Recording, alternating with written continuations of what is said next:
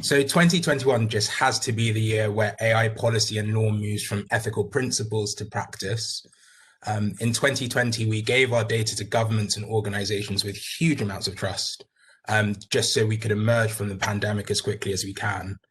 And this year, I think expectations for safeguarding data will be extremely high, and that trust will need to be well earned.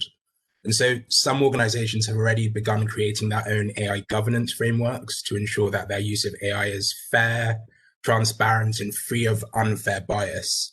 But this year, we'll really see how these self-regulatory efforts line up with the expectations of governments who will be releasing new AI laws.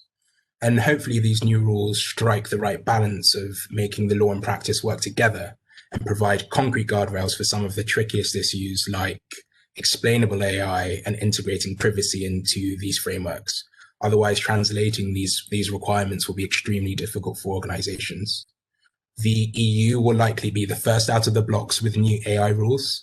In the UK, the House of Lords recently released a paper advocating for flexible regulation, recognizing that the risks vary by sector.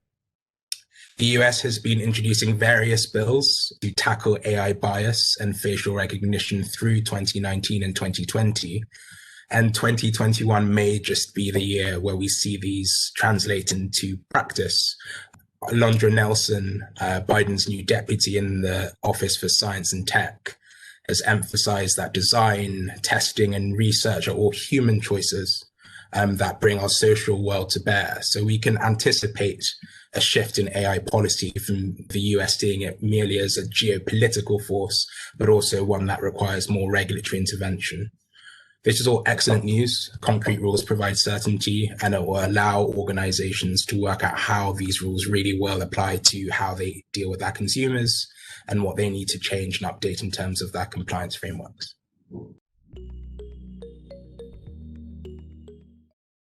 So there's predictions around content policy and privacy laws. In 2021, we should see a more agile regulatory intervention approach around content. And that's to fill the space between new laws that are coming in and current societal needs to protect people online.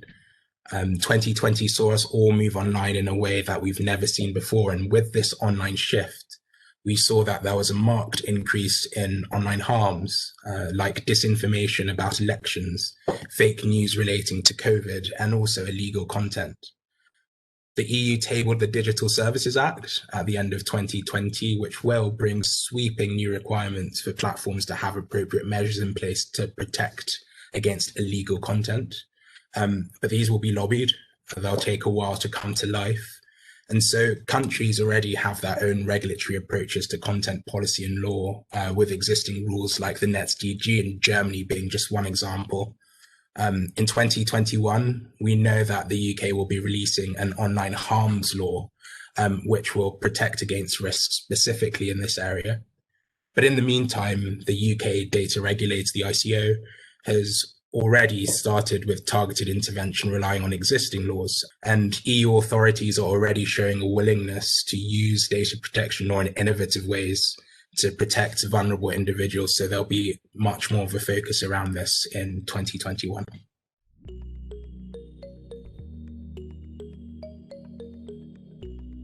"2021 will see increased investment in people and technology relating to cyber. We'll see new cyber commercial partnerships and also increased legal protections for at-risk asset classes like sensitive health data and also research and development information.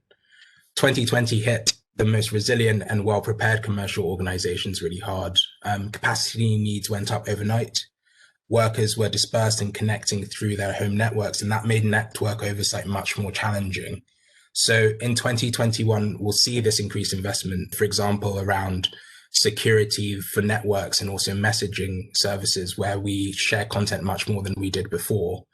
And also just to make sure that there's appropriate protections against cybercrime and the increased amount of cyber breaches that happened in 2020.